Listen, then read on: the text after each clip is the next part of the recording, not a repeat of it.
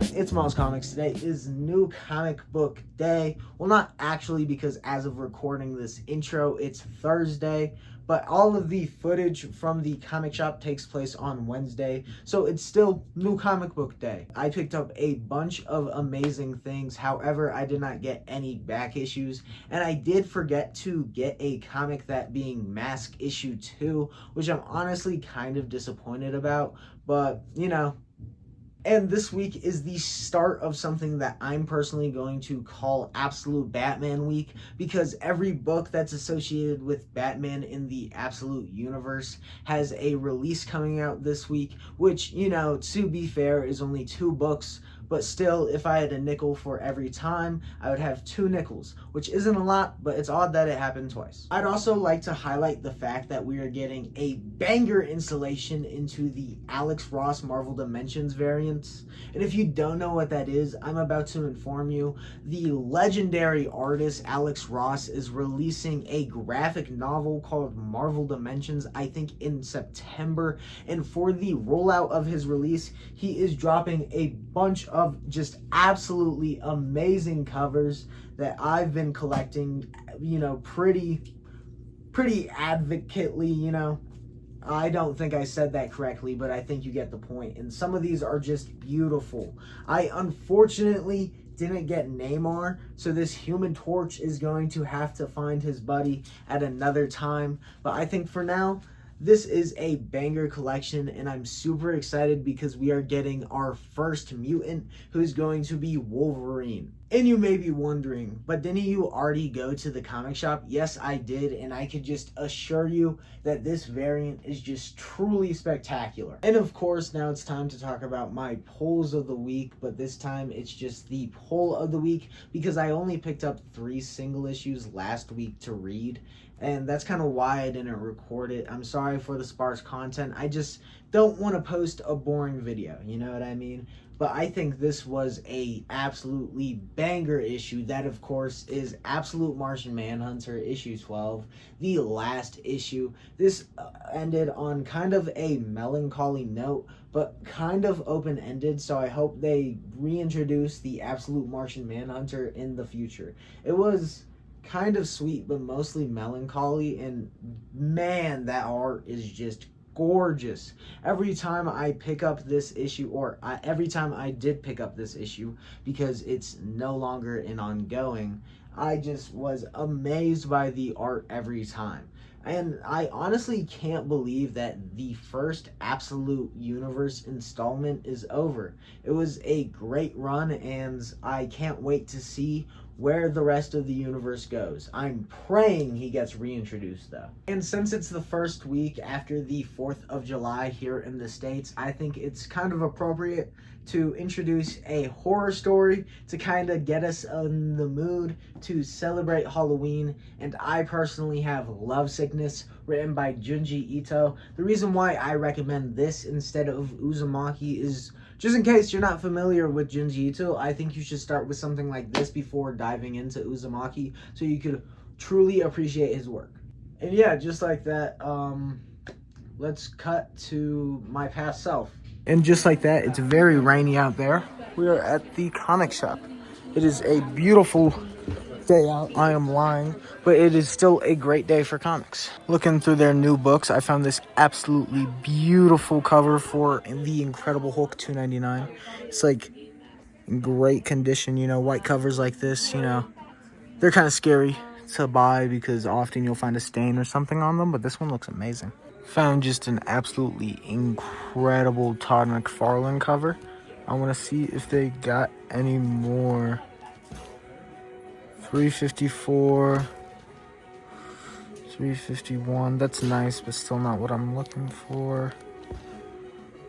359, yeah, they don't have 360, I guarantee it. Yeah, that sucks, but whatever.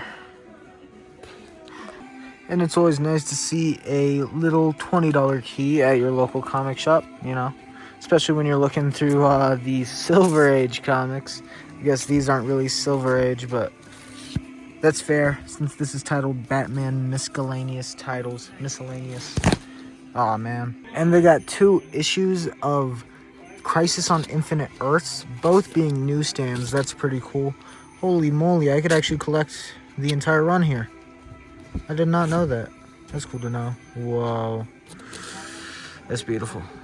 But just like that, we have a whole new stack of brand new comics. I did not get any back issues, though I did see a bunch of great ones. My local comic shop actually just got a issue 345 of The Incredible Hulk, which is that Todd McFarlane purple cover. And just like that, we are back from the comic shop. I got a bunch of great goodies, but unfortunately, my comic corner, also known as the wall of pickups, is actively occupied by a bunch of comics that I recently got, so I have to show it off in the old-fashioned boring way. But getting right into it and starting with the main event of today, I have Absolute Batman issue 22, the origin of Harley Quinn, and the introduction of a bunch of new concepts that I think are going to be later developed into what becomes issue 24, I think.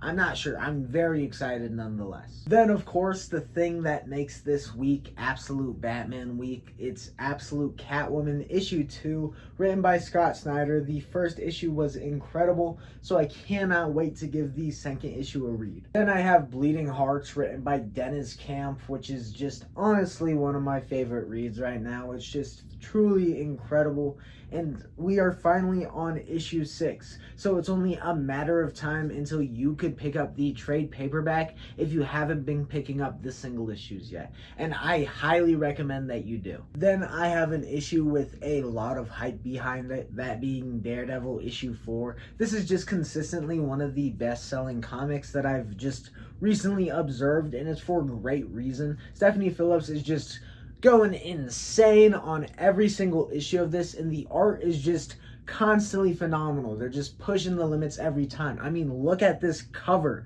It's just truly spectacular. Then coming from Image, I have Rascal Randy issue 1, the first spin-off coming out of Exquisite Corpses, which is honestly super exciting because I cannot wait to see how the Exquisite Corpses universe develops in the future, because all we know for now is who won the competition, not what happened. And finally, I have a cover that I've been waiting on for months and months, just like a lot of the Alex Ross Dimensions variants, that being the Wolverine one. I mean, look at how sick this is. It's truly incredible. He's underwater. I don't know.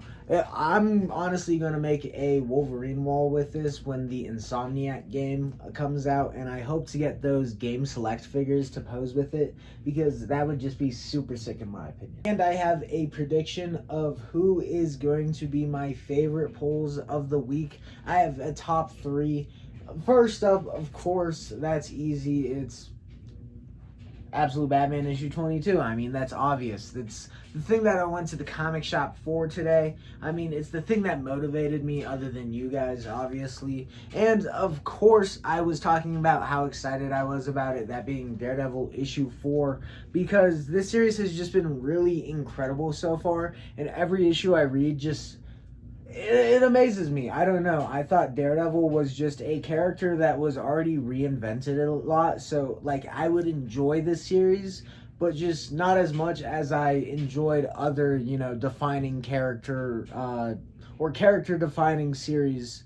But this, it excels my expectations, and I think I can confidently say that at issue 4. And finally, just because I have a strong bias towards Exquisite Corpses, because it was the first series that I was actively wanting to collect and read, it was just, I don't know, it felt truly special when it was releasing. And of course, that is Rascal Randy issue 1. I know it might not meet up to my expectations, but I think I'm allowed to have dreams, and Rascal Randy is honestly one of my favorite characters that came out of Exquisite Corpses just in general, because he had a super creepy demeanor, and I am still looking for that one variant of him just standing there under the streetlight, because that's just one of the scariest comic covers I think exist ever.